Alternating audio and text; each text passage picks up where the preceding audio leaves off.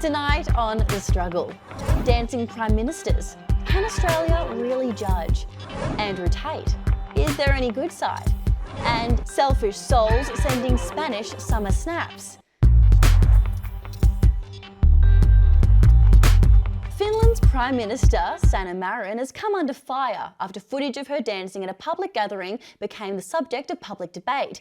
While some suggested the Finnish PM's actions were irresponsible and not befitting of a national leader, others jumped to Marin's defence and questioned why the Prime Minister dancing behind closed doors is causing such an uproar. Of course, in Australia, we expect our PMs to be doing much more responsible things in their downtime, such as sculling beers, hip and shouldering kids, and making memes about their own role in fundamentally eroding the very principles underpinning our democracy. But when it comes to dancing, this whole commotion about private partying just doesn't seem to make sense in Australia, given that when our leaders hit the dance floor, we wish they were doing it in secret. Rudnam style? Yeah, you could get the whole dance going around the country. You think so? Rudnam style. But Kevin wasn't the only one, and a warning, this footage may disturb young viewers.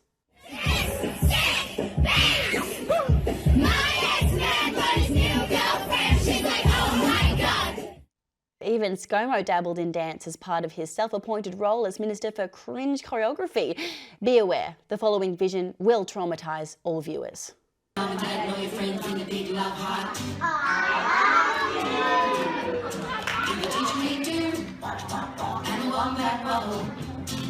It ain't pretty, but I guess it's safer than soccer. Anyway, let's head over to our Inner North correspondent, Ashley, for more.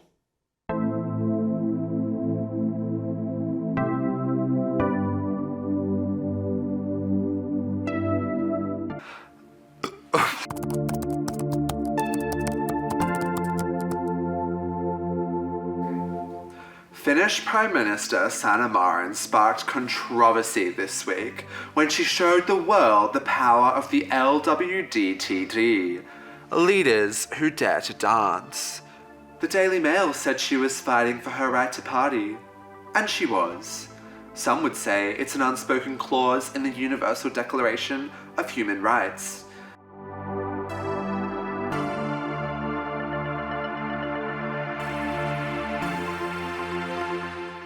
But more importantly, what do I, Inner North Ashley, think? Well, as a leader in the online world, I think this behaviour is atrocious. Sanna Marin drank alcohol, socialised with friends, and partied at nightclubs, but didn't think to invite me? Bitch, where is the solidarity between us northern queens? You see, here in Melbourne's Inner North, we too subscribe to the compassionate values of democratic socialism. If I'm buying overpriced vegan food for lunch, then I'm also buying you, my neighbour, overpriced vegan food for lunch. Mostly because Dad's paying, but the point remains. If a homeless person asks me for money, I don't just give them cash, I transfer BPay, and then post my kind deed on TikTok to inspire others. If we're lining up for the bathroom at a club together, and I have a bag of then you're also doing. Well, I overshare about my childhood trauma, so it baffles me that my socialist sister didn't even think to extend the invite. The Finnish government and I are one and the same, and now their reputation has been tarnished by this act of exclusion and the absolute lack of integrity. Couldn't happen to us here. Despise her as much as I do, I am a believer in human rights. So Sanna, if you want to let down your hair, pour a Sauvignon Blanc, and party with the girls, while Mother Russia breathes threateningly down your 1,340 kilometers shared border, who am I to deny you your rights? But next time, babe, DM me the invite. You know the handle. Back to you, Ren. I'm sure you'll be getting that DM in no time, Ashley. Well, turning to state affairs now, and as Victoria inches closer to November, parties are beginning to spruik their election promises. Labor wants trains, the Liberals want hospitals, and all uni students really want is a world where 7-Eleven $1 coffees still exist. Ren! Oh, hi, Mark. I did the coffee run today. Oh, thanks. Wait, why so many? Did you heard? 7-Eleven coffees, their prices are going to double this October. We should stockpile while we can. Okay, well, thanks, Marg, and let's delve deeper into the campaign with Karen from Neighbourhood Watch. This week, I am absolutely outraged by a heinous Twitter post that Daniel Andrews decided to publicly share. His disgusting behaviour was brought to my attention while my niece Clementine was over at my abode, mindlessly scrolling on her cellular phone, as per usual, while I was enjoying Midsummer Murders. When all of a sudden she burst into a fit of laughter, interrupting my afternoon viewing just when they were about to reveal the true identity of the murderer.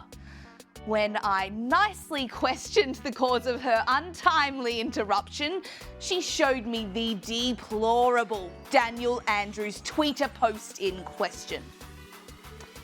Now, I simply could not fathom why she would be laughing at this injustice. The simple fact of the matter is that state funding should not be put towards hospitals or the suburban rail loop project. All state funding should be put towards what really matters, the expansion of the Neighbourhood Watch. Because let's face it, the Neighbourhood Watch is a pillar of our society, and it is absolutely vital that we prioritise its development over anything else.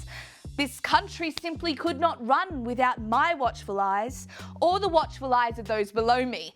I mean, the watchful eyes of my co-watchers, co-workers. The point is, without people casting a watchful eye over their community and investigating their neighbours, society as we know it would simply fail to exist.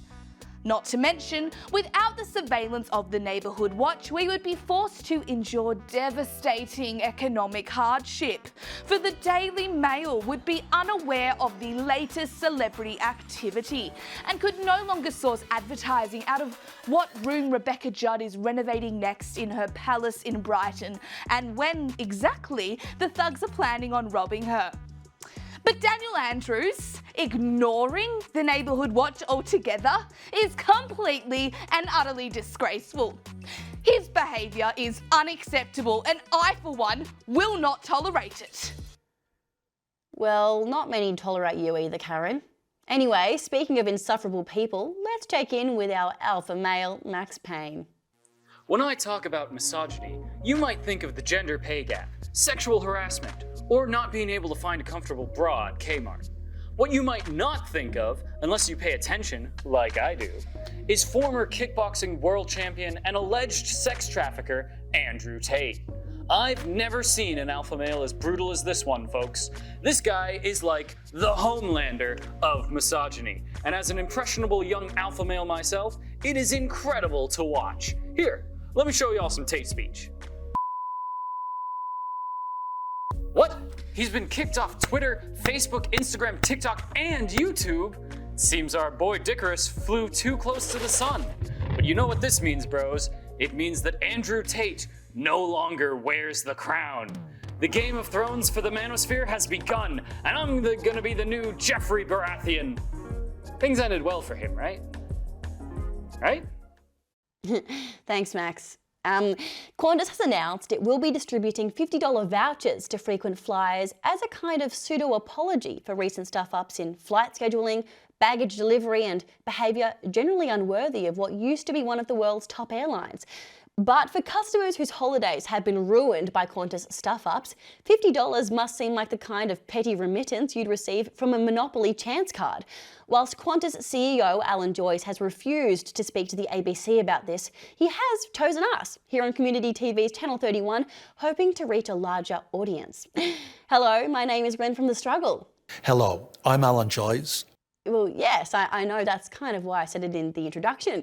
This offer of $50 as an apology. It's given you a lot of publicity you haven't had to pay for, hasn't it? Cheeky. It's been really great. Isn't it more of a honeymoon offer to get people to spend more money on tickets? We're rolling out our best to see you back in our terminals. Well, you lost my luggage just last week. Sorry, There was no catering on my dad's flight on Tuesday. I want to apologise. But pretending to apologise with a measly $50 when it costs $99 just to become a member of your frequent flyers program seems like just more stuff that means nothing. What about the money you didn't refund throughout the time you weren't flying during the pandemic? Our teams continue to do an amazing job. That intriguing Irish accent is a distraction. Thank you. I'm being lulled into trusting you. Things have already improved. Thanks for talking with us. Remember, we are a student production, so we don't want any defamation suits coming our way for taking liberties with your footage and pretending we actually did speak to you. You'll receive an email from us shortly. And with that, we're off to a quick break. All right. It's playtime. Okay. Advance token to the nearest airport, roll dice and multiply by 10 to work out your flight delay in hours. Welcome back. Well, over to what's trending on socials at the minute, and there's an influx of people taking pics in vintage photo booths. Essentially, it's another way for hot people to show that they're hot, only this time in black and white. Ren. Oh, I want to do that photo booth trend with you. Don't you have vintage photos already though from, like in your day? No. I want to do the modern photo booth trend. You know, those young kids going to the arcade. Well, yes, but we're just in the middle of the show right now, Mum. All right, well, we're going to head now over to Broadway Baby and see what's on her mind this week.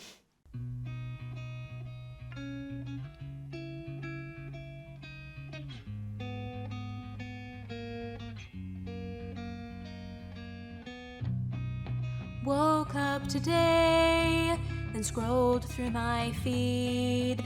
So much doom and gloom, that's all I see. Except for every person I've ever met, sipping Pims or eating scones with Big Ben.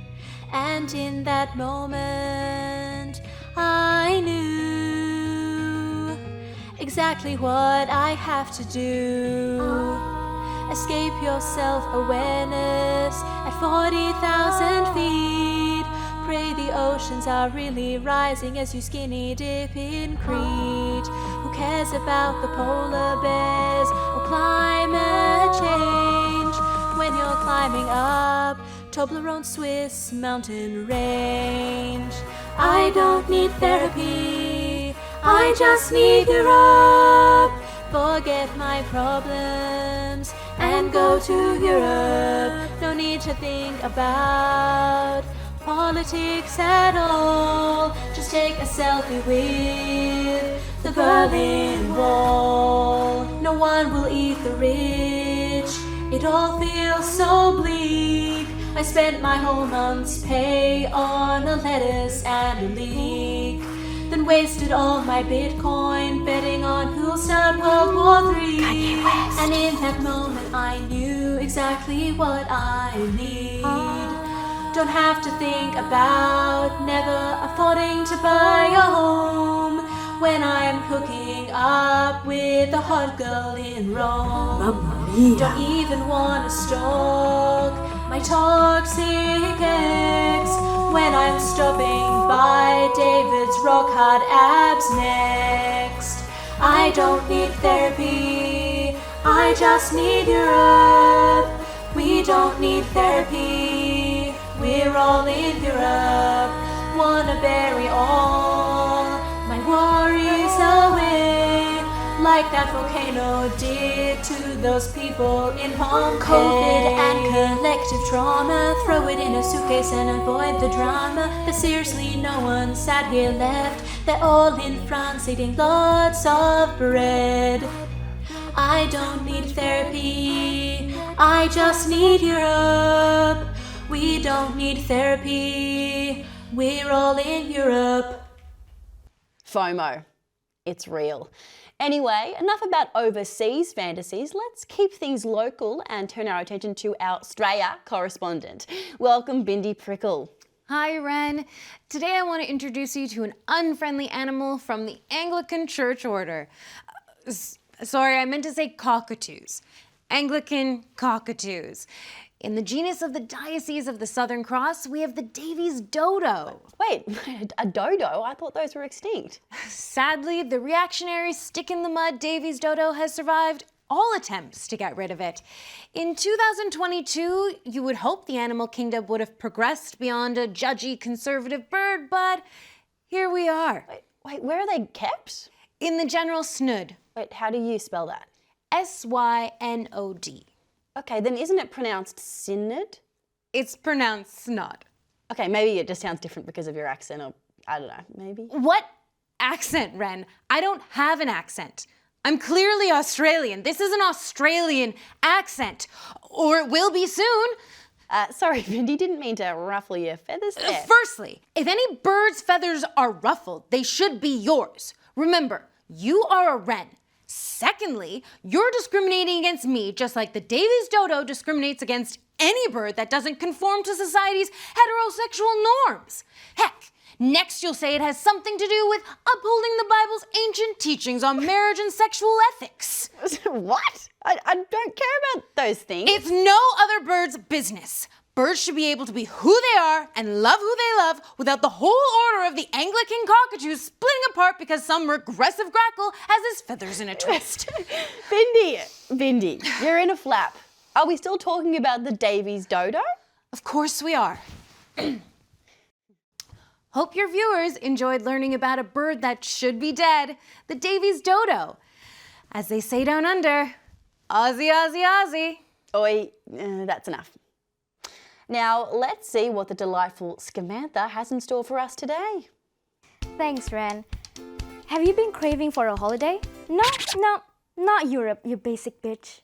Somewhere close to home, somewhere local, somewhere like the Northern Territory, home of the great Uluru. Now, if you're thinking of hopping on the next flight to climb this great rock, chances are you don't care about thousands of years of history, indigenous culture, or you're a Victorian. Forget the hassle of airport delays. We have something even better. Introducing the inflatable Uluru. Enjoy your very own Uluru in your backyard. It's bouncy, it's fun. With its elastic build and anti-slip surface, it's good for the family, safe for all, and most importantly, Pauline Hansen approved. Only $29.30, and if you call before 8:37 p.m., we'll take off 13.76%. You do the math, please. With every purchase this week, get a free Northern Quoll plushie.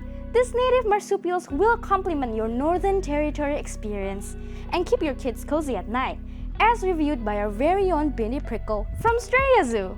This product is not sponsored by the Northern Territory Government, Parks Australia, any traditional owners, Tourism NT, Discover Australia, Monash University, anyone with half a brain cell, or Australia Zoo.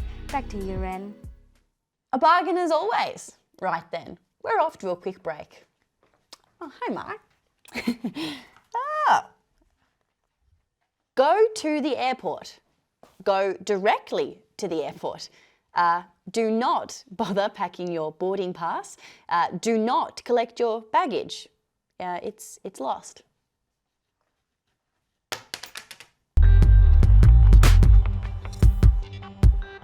Welcome back. Now, a new app by Pinterest called Shuffles has caused an online frenzy of late, with people scrambling for online access codes to join. It's essentially an exclusive editing app with features readily available on multiple other platforms, but with the bonus of being invite only. If you find Photoshop too mainstream, then Shuffles could be just the thing for you. Ren, look, I learned how to shuffle. Oh, why? Right leg, left leg, right leg. It's because it's currently all the young people are doing it. Not that shuffling. Right then, let's check in with our reporter who's posing annoying questions to random strangers. I'm here at Monash Mausoleum to ask people at what age they were their happiest. 16. Why was that? I wasn't diagnosed with depression yet. At what age was probably like 2 years old before I gained consciousness. This is your happiest age? Happiest stage? Age. Oh, age. Yeah, why not? Yeah. 23? 32. Oh, you look well. You've got a nice youthful glow. How about you? Metal help you feel youthful? Yeah. In a dark room, I feel pretty youthful. Listening to metal, yeah. And is this your happiest age? Yeah, right now, yeah, pretty elated, man. Do you think metal makes people happy?